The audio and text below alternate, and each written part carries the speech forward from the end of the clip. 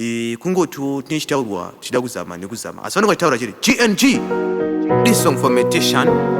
Super talent never underrated. This is Pat T aka Redman. Next generation 2023. Yeah man. Pora yarara chingopora pavanotaura vakakomborerwa ende chingopora aiwa vanokutaura vachikunyeya aiwa iwe wakaropafadzwa vanonyeya vakanyarara asi vanokutaura vachikunyeya iwe wakaropafadzwa unotaurwa wakanyarara aiwa omukira kuseniseni sukutaura vachinyeya kuda kuona zvawabata paunenge futi wararama aiwa ini ndakanyowa kekutanga sekanzi ini ndinokopera vandava pindura dosho rakangwara aiwa rinokopera ndeka aiwa iwe usavaterera mwari wako aiwa vokubatsira ende futi vamwe vacho vanouya semakwai ivo vakasviba